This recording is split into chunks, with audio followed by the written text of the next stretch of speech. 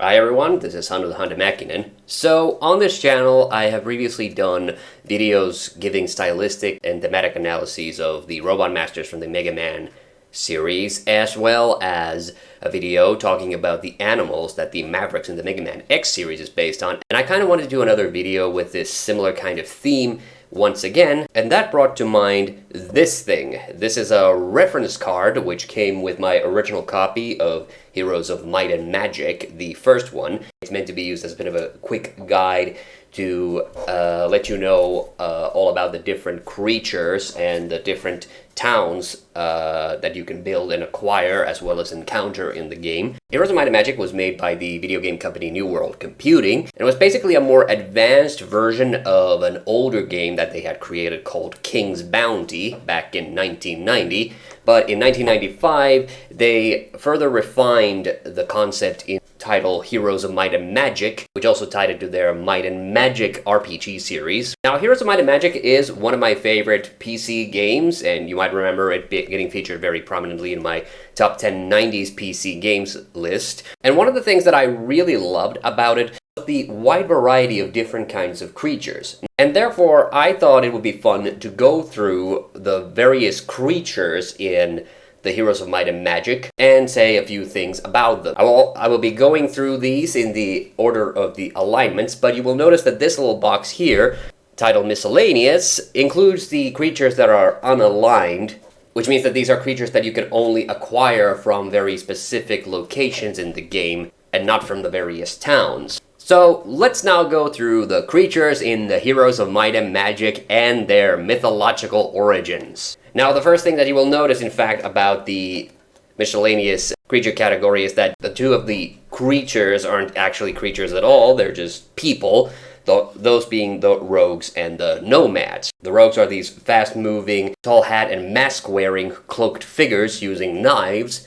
and they're obviously supposed to be a bit of a take on the stereotypical image of the British highwaymen, though New World Computing also maybe indulged in a little bit of casual racism because the places where you find these guys are in these caravan camps, which are very obviously just supposed to be gypsy or Romani camps. The nomads don't seem to have any specific origins, they just seem to be traveling Arab horsemen you can encounter in small tent villages in different areas in the game. The first truly magical creature to come from this set is the ghost. Now, ghosts are some of the most universal mythological creatures that appear in pretty much all cultures. Most cultures have some kind of an idea of what happens to people after they die, and therefore many cultures also have stories about dead people visiting the living in the form of specters or spirits. Now, the Heroes of Might and Magic ghosts are a little bit more ghoulish in appearance, having very skeletal appearance and therefore appearing like a decomposed corpse. But especially in the post-medieval period, it became popular to depict ghosts wearing white sheets. Now, the reason for this is that before coffins became a widespread way in which bodies were laid to rest, most people would be given burial robes, and sometimes their bodies would literally be wrapped in them when they were put into the ground. Later, artists began to use the burial robes as a kind of a shorthand to explain that a character in a piece of art, for instance, was a ghost or a specter, therefore taking the idea of rising from one's grave very literally. Ghosts, by the way, are some of the most infuriating monsters in Heroes of Might and Magic because they literally add members to their ranks by killing members of your army, and really the only easy way to get rid of them is using the Turn Undead spell. The last of the miscellaneous creatures are the genies, which you can summon from oil lamps that you may discover in the game world. Genies, or jinn, are possibly Indian origin, though folk stories about them have also spread across the Middle East. The jinn are creatures of pure magic, and in traditional folklore they are actually considered very dangerous and malicious creatures, which is why magic-using individuals would sometimes try to contain their power by imprisoning them in magical artifacts, such as the oil lamp. The most famous genie, of course, is the genie of the lamp from the story of Aladdin in the 1001 Arabian Nights. But did you know that in the original story there is a second genie? The second genie is the genie of the ring, who is depicted as being pretty much as powerful as the genie of the lamp. And an important factor which the Disney Aladdin omits is that in that story, when the villain, an evil wizard who wants the lamp for himself, who is not the vizier and not called Jafar like in the Disney version, but nevertheless is supposed to be the same character, manages to steal the lamp from Aladdin, is the genie of the ring who helps Aladdin defeat his adversary and win the day. Alright, now let's move on to the knights. Are not really creatures as such, so I don't have that much to say about them. I do have something to say about knights in general. A lot of people might have this impression in your head that knight is just a generic term which means any kind of warrior in medieval times, but being a soldier and being a knight is not a synonym. Knights would always belong into some specific order or a knighthood, and in order to be admitted into that knighthood, you either had to be of a royal family, pledge your loyalty to that royal family, or somehow otherwise prove your worth so that you could become a member. More importantly, and something that I do think that the New World Computing guys got right, is not all of the knight creatures are wearing armor head to toe. Only the most high-ranking knights, and most often the aristocracy, would wear full suits of armor into battle during medieval times because they were the most important members on the battlefield, and a suit of armor was also very convenient for having your family crest or coat of arms on it in case you were captured, so that you could be returned to your family in exchange for some ransom. The lowest creature in the knights hierarchy is obviously the peasant, who is shown not even having any armor, just regular clothes and a pitchfork. They are the most vulnerable units overall because of this, but in high numbers they can actually be fairly dangerous, which I think is kind of interesting. I find it kind of weird that the archer is the second lowest in this rank, because long-range weapons like bows and arrows were actually a massive boon for whichever side had quite a lot of them. In fact, the longbow was a bit of a military innovation that turned a lot of fights around when it was first introduced. I don't have anything interesting to say about the pike and swordsmen, using pikes or long staffs basically to defend, and they would usually be used in a large formation that made it difficult for attackers with shorter range weapons to get close. Although I do think it's kind of interesting that New World Computing did show some inclusion, since the pikemen are clearly not Caucasian. The cavalry are the second highest ranked knight units, and this one makes a lot of sense to me. The cavalry were pretty much the unstoppable juggernaut on battlefields for a couple of reasons. The added mobility and speed allow them to make quick and dirty attacks on the enemy forces and get away without taking much of a damage. And also, if an enemy soldier was stupid enough to try to get in front of you, your horse would most likely trample them to death. For the New World Computing guys, could include a little cheesy highlight into the cavalrymen, since the cavalrymen are clearly using lances as weapons. No self-respecting knight would ride into combat using a lance, by the way. They would most certainly only use a sword or some kind of a bludgeoning weapon. Lances were used for jousts, which were friendly competitions. Jousting also had pretty strict rules. The idea was to just knock your opponent off their horse and never to seriously injure them, or you would be considered kind of a bad guy for doing that. The last of the units, and the highest ranked of all of them, are the paladins, which I was surprised to find out was an actual order of knights. Specifically, they were the highest ranked knights in the court of Charlemagne originally, and would later be the source of a lot of romanticized imagery associated with knights. Charlemagne, of course, was deeply religious, and so were most of his knights. In fantasy jargon these days, paladins are these super powerful soldiers who are usually super devout to whatever deity they happen to be assigned to. And as you can see, they are in fact armored to the teeth. And the religion origins of the paladin is also recognized by the game by the fact that you get them from the cathedral in the knight's town. Next, let's move on to the Sorceress Creatures. Now, Sorceress itself is actually kind of a generic term for a female magic user. It is literally just the female version of sorcerer. The sorcerer is such a recent term to refer to a magic user that it is not uncommon for sorceresses in popular media to be depicted as beautiful magic users, which goes against what magic users in older times were traditionally depicted as, such as witches, who are traditionally depicted as ugly and undesirable. Although this might have also been a little bit of Christian propaganda, because obviously witchcraft was seen as pagan and therefore bad. The first of the sorceress creatures, and the weakest of them all, are sprites, which are a take on pixies or fairies more broadly. And they belong into a very special and, even in Heroes of Might and Magic, prevalent group of magical little people. In olden times, people tended to explain bizarre and unexplainable events with the presence of either supernatural gods, spirits, monsters, or in the case in households, usually small magical people that lived in the nooks and crannies of your home. Sprites, however, belong into a special smaller group of nature-related little people. Specifically, they're depicted as small girls with wings. In the late 1800s or the early 20th century, there was a particularly infamous photograph hoax involving fairies, conducted by two English girls. Similarly, the dwarf is a take-on of the brownie, or a small bearded man who lives in the forest.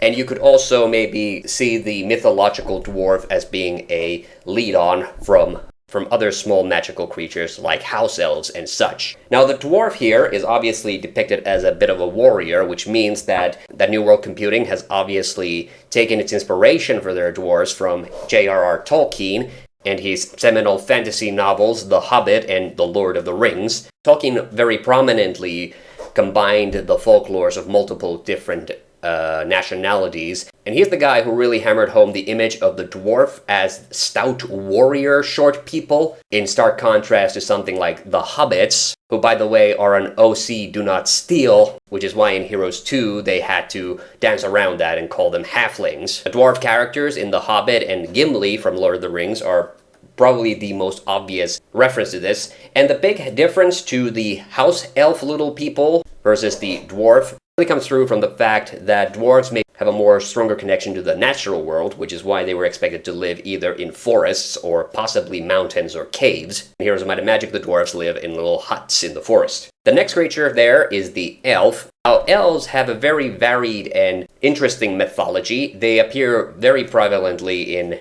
European folklores, and generally can be described as beautiful, human-like, eternal creatures with magical properties. The characterization of elves, however, changes rather dramatically depending on which folklore you follow. In some cases, they are just sort of natural and mysterious. In some cases, however, they can be a bit more mischievous and untrustworthy. The popular image of the elf these days is also heavily influenced by Tolkien's writing, who leaned heavily into the idea of elves being basically like humans, but just better in every way. More noble, less greedy. Now, of course, the elves in Heroes of Might and Magic have pointed ears, but this actually is not something that came from Tolkien. If you read any of his fantasy novels, he never mentions the elves having pointed ears. In fact, fantasy creatures having pointed ears, generally speaking, is a much more recent development, and in older times, the only creatures that were given pointed ears tended to be mischievous or just flat-out evil creatures. This probably has to do that a lot of old depictions of Satan gave him pointed animal ears, but these days, in fantasy circles, pointed ears are kind of used as just a general shorthand for a magical creature. The elves in Heroes of Might and Magic are archers, and because of this, this elf has also been donned with a secondary cultural artifact, which is the very Errol Flynn-esque Robin Hood outfit. Robin Hood, of course, is an English folk hero who was said to have fought the tyranny of Prince John. And while Robin Hood himself is a fictional character, Prince John was a real historical ruler, basically ruling England when his big brother, Richard the Lionheart, was busy not ruling his country because he was over in the Middle East fighting in the Third Crusade. Next up in the Sorceress class is the Druid. Now, what's interesting is that Druids were the religious leaders of Celtic tribes who served as both as medicine men, but would also educate and also oversee various festivals and also certain decision making, and were also expected to make certain kinds of sacrifices to gods from time to time. They were also historians, keeping the histories of tribes alive in oral tradition, which unfortunately means that some Druid traditions have been lost to time simply because the tribes, for instance, were killed off by invading troops or whatever. In Fantasyland, Druid has basically become just a catch-all term for a wizard who uses natural means as their primary source of magic. A kind of tree hippie wizard, if you will. The New World Computing guys decided to, however, recognize one of the greatest accomplishments of the Druids, which is the Stonehenge, which is the abode from which you can summon them in the game. The second to highest magical creature in the Sorceress class is the Unicorn. Now, the Unicorn is actually kind of interesting because it is the source of a lot of mythological stories in various cultures. And over time, the myth of the unicorn has become sort of assimilated into larger Christian myth, as unicorns are seen as pretty much just these pure, untainted magical creatures with healing properties. This is why it is not uncommon to see unicorns in things like coat of arms, where they are usually used as a religious symbol. There is, of course, a popular conspiracy theory that the Desposini, or the European monarchs who believe themselves to be direct bloodline descendants of Jesus of Nazareth, used the unicorn as their symbol, though there seems to be heavy dispute whether or not that's actually true. And last in the Sorcerer's class is the Phoenix, the firebird from Greek mythology, which burns alive and then is resurrected from its own ashes. The Phoenix doesn't actually have so much of a decisive myth around it. That is to say, there are no specific ancient stories about the Phoenix as such. It's more of a legendary creature in the sense that it is a symbol or an idea of something being rejuvenated, being born again from the ashes of something old.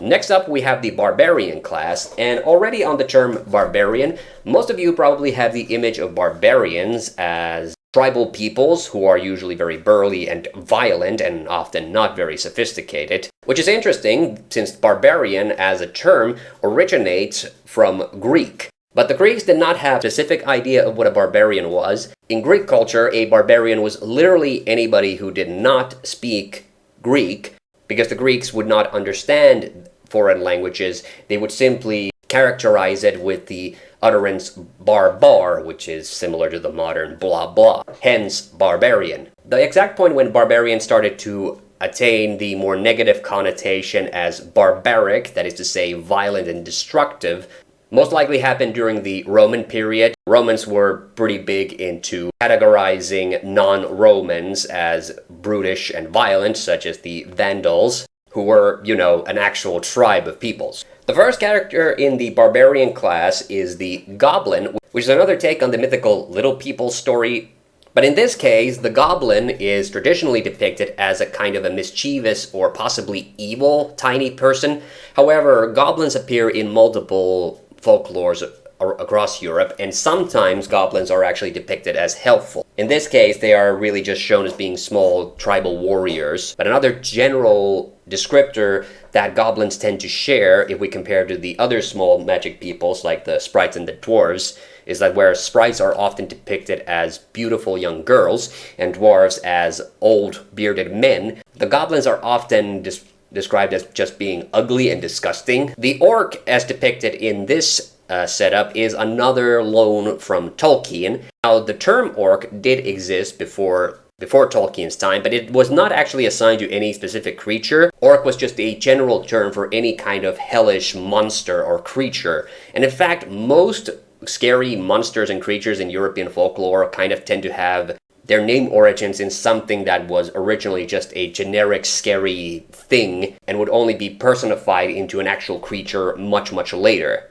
The idea of the orc as a hellspawn creature of some kind is basically tied to the idea of something good being corrupted. In the case of Tolkien's writing, the orcs are basically tainted elves and therefore serve the evil characters in Tolkien's stories. Next up, we have the wolf. The wolf is obviously a real animal, Canis lupus, which in the wild is called a wolf, but the domesticated form of which is the dog. It's kind of strange that the wolf is chosen as the companion for the barbarians, because one of the key differences between a feral wolf and a domesticated dog is the fact that they don't particularly care to stick around humans. But I guess the exception comes from the fact that none of the barbarian creatures are shown to be human, except for the heroes. Next up, we have an ogre, which in traditional folklore is depicted as kind of like a lesser giant, not towering in stature, but larger than an average human. Ogres are part of various man-eating myths, meaning that ogres were typically used as a way of frightening small children to not misbehave, as in many European folklores, the ogres would eat small children, but in some cases they would also gobble up actual adults as well. The ogre in this case, however, is really just being depicted as a stereotypical caveman, which I guess is trying to hammer home the point of the traditional image of the barbarians as unrefined creatures. Speaking of unrefined, next we have the troll, which I have a lot to say about, but unfortunately, it seems like Anglophone video game developers are only aware of the troll from the Three Billy Goats fairy tale, which also explains why in Heroes you summon trolls by building bridges. Now I say this is unfortunate because especially Scandinavian countries have a very rich mythology involving trolls. Depending on whether you're in Sweden, Norway, or Iceland or Denmark, there tend to be very varied and interesting troll mythologies. The term troll itself is one of those generic terms that originally meant just some scary thing in the forest, but later on, through various fantastic illustrations, trolls became associated with these ugly, large, human-like creatures with big noses, big ears, and sometimes with tails. One common myth across most Scandinavian troll lore, however, is that they only move during nighttime, and the reason you can't see them during the day is because sunlight turns them into stone. If this sounds familiar to you, then yes, Tolkien totally ripped this off in The Hobbit, which included the three trolls who want to eat Bilbo and his dwarven friends, but who end up in an argument and are turned to stone by sunlight. Now, finally, we come to the Cyclops, which is an interesting transition point because this is a creature from Greek mythology, as are most of the creatures in the Warlock class. The most famous Cyclops, of course, is the one from the story of Odysseus. The Odyssey is the story of Odysseus' trip back from the siege of Troy and his various adventures as he is prevented from returning to his homeland. At one point, he ends up on the island of Cyclopses, and one Cyclops takes him and his men in, but only to fatten them up because he intends to eat them. Odysseus, however, is very crafty, and he and his men are able to trick the Cyclops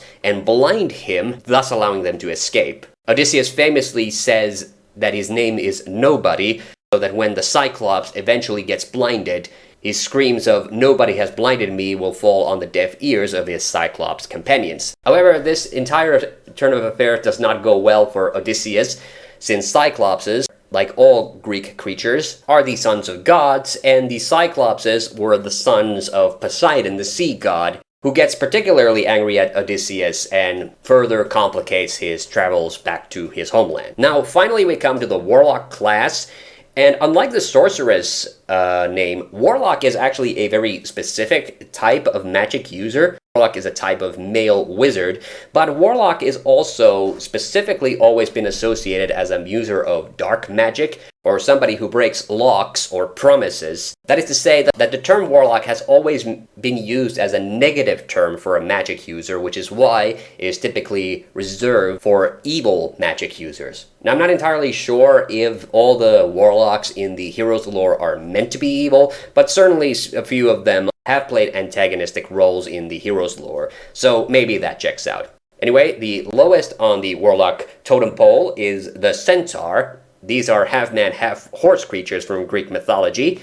And the most famous centaur, of course, is Nissus from the myth of Heracles. In fact, Nissus is the one who basically foreshadows Heracles' death. He tries to capture and rape Megara, who is Heracles' honey, but Heracles shoots him with the bow, poisoned with the venom of the Hydra, which we will get to in a minute. Nissus' blood and the Hydra poison are spilled on a piece of fabric, which Nissus gives to Megara, with the promise that if Heracles ever seems to be unfaithful to her, she should give that cloth because it would make Heracles hers. Later in the story, she does just that, but unfortunately, the combination of centaur blood and Hydra venom apparently is a powerful bonding agent, which basically fuses the cloth to Heracles' skin, and when he tries to pull it off, it pulls off his skin in the process. Next up, we have the gargoyle. Now, this is interesting because gargoyles are not, in fact, a specific mythological creature, but in fact, a piece of architecture.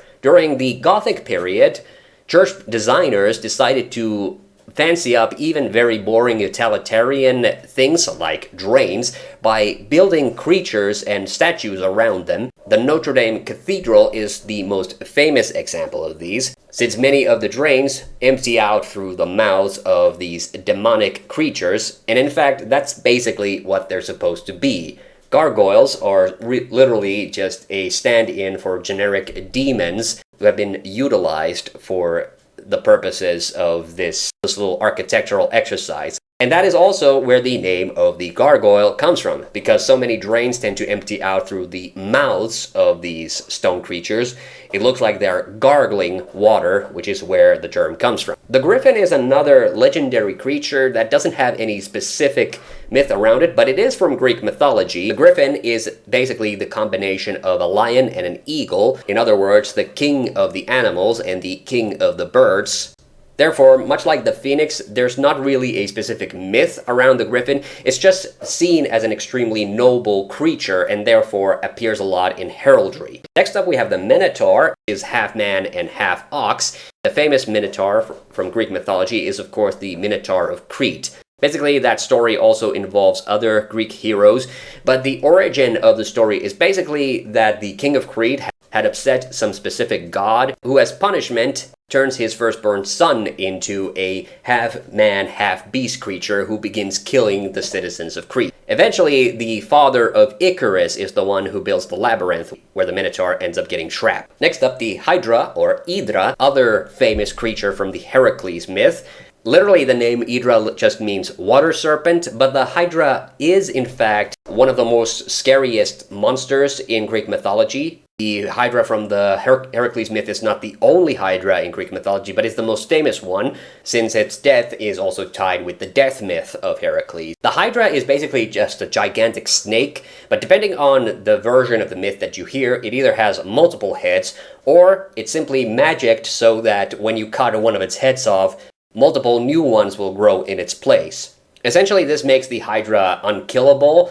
On top of which, being a snake, it is also extremely venomous, which is why anybody who tries to kill him is basically doomed to fail. Heracles, however, is helped by one of his friends who realizes that they can burn the wounds of the Hydra, thus closing them before a new head is allowed to grow. And this is how the creature is eventually defeated. And finally, the most powerful creature in the original Heroes of Might and Magic is the dragon. Dragons are some of the most popular scary lizard monsters from European folklore, and especially in European context, the dragon is generally considered a negative and evil creature, much the same way as the unicorn was later fused into Christian mythology to basically being something of a synonym, or at least a symbol for all things pure, or Jesus, I guess. The image of the dragon would similarly be used as an equivalent depiction of the devil, which is why the dragon so very often appears in various myths